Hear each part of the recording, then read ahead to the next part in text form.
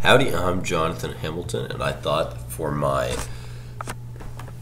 medicine project I would talk about my own personal medicine history. I've got a bunch of injuries in my medical history and a couple illnesses, and some of them are kind of interesting. So I thought I'd share because it would be related to the class, English 292, section 500.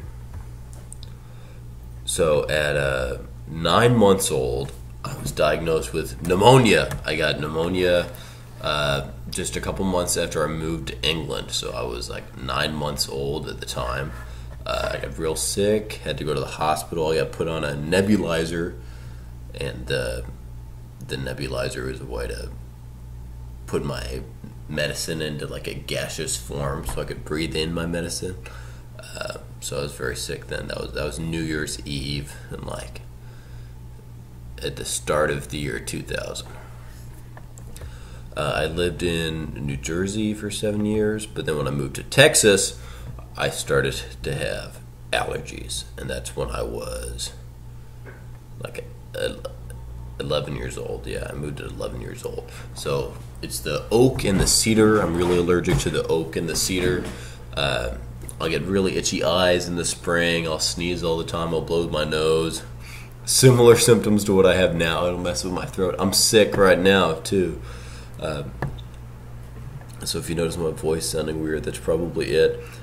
In 6th grade, so that's when I was 12 years old, I broke this finger, my ring finger. I crushed it in a door. That one was pretty simple. But in the 8th grade, I broke this arm. I've got 2 pins in it. You can probably see the scar. So I was a wrestler at the time, a good wrestler too. I actually ended up getting 3rd place in the whole state of Texas in the open category, which is the most difficult category for my weight class, and I weighed like 134 pounds at the time. But Chance Scott, the state champ, he picked me up into the air and slammed me down, and when I stuck my arm out and braced, it snapped my arm off at the joint. So if this is the shaft of the arm and this is the ball that connects into the shoulder, the ball got snapped right off, right? And then there was a trainer there who thought it was just dislocated and he could jam it back up into place. But when he tried to jam it back into place, he turned the ball all the way around. So when I made it to the hospital and they x-rayed me, they thought I'd been in some kind of terrible, horrible accident they'd never seen. An arm where the ball got turned all the way around in the socket. But that was because the trainer just thought it was dislocated. And I don't blame him for that. But that was the first serious injury of a couple more serious injuries that were going to come. My sophomore year, which was when I was 16 years old, that's the worst injury I ever had. I broke my back, so I had a stress fracture in my L4 vertebrae. That's that one, the L4 vertebrae. That came at a time where I was lifting a lot of heavy weights. I was wrestling, so it was in the off season of football. And I think it's just because my back has a little bit more curvature than it should. So you see my butt kind of sticks out. It should be a little bit more straight. But because it did that, it had a little bit too much pressure when I was lifting really heavy weights and in the middle of a growth spurt. So my bones were a little bit weaker, a little bit more pressure on one part because of the shape of my back, and I was too strong for my own good.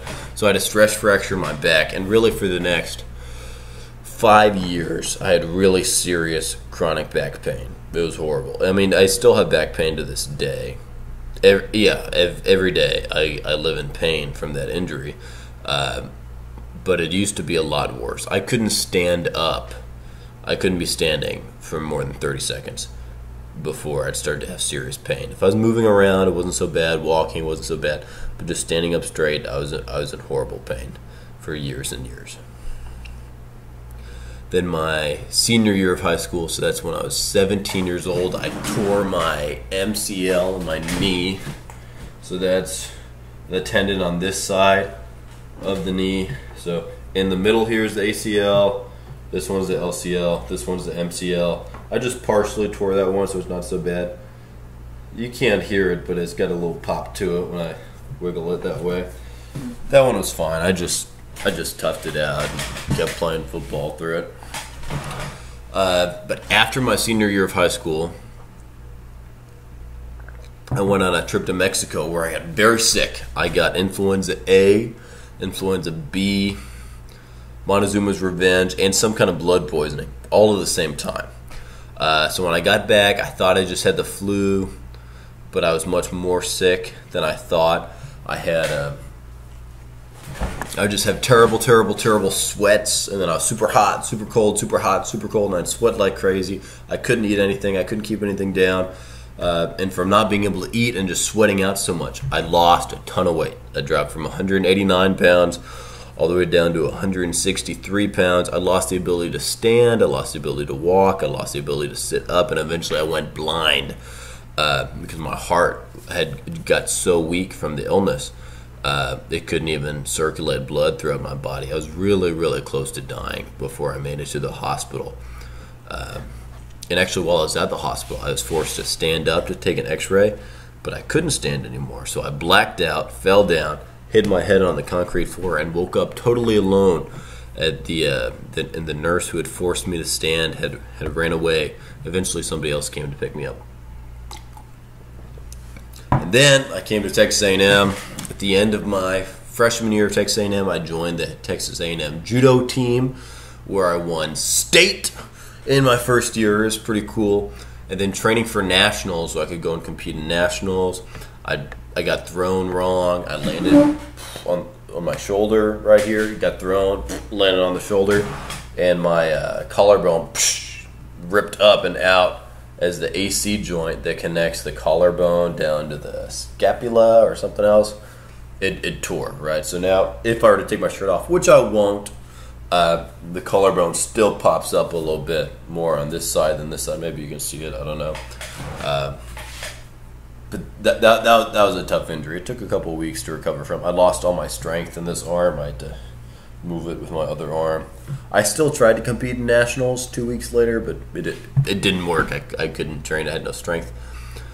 Then also at the end of that same freshman year, I was quite sick again. I didn't know why. It was right around final season. I went to Butyl, and at Butyl they thought I had some kind of upper respiratory infection. No, it was appendicitis. So I had to have my appendix removed during finals. So I had to recover from appendicitis and then drive all the way back to College Station to take a final, which was terrible. And then that summer, I worked at a summer camp where I had another terrible injury. This would be the first time I was ever knocked unconscious. I'd lost consciousness from blacking out with when I was sick. I don't know how bad I hit my head though. This time, we made this basketball backboard. So it's like 3 different basketball backboards in a triangle, all facing out, hanging 15 feet in the air, and it was spin. And it was spin on these on this ball bearing joint, right? But the ball bearings rusted. So they stopped spinning. So instead, the whole thing unscrewed, right? And then I was standing under it, spinning it, and this whole 210-pound piece of wood and metal fell from the sky right into my head. Luckily, so the whole device is like this shape. It kind of fell over this way. So when it hit me on the head here, it knocked me away. If it hit me here, the whole thing would have crushed me and killed me. It still landed on me and did a lot of damage. It hit me here, bounced off, scraped down my face. And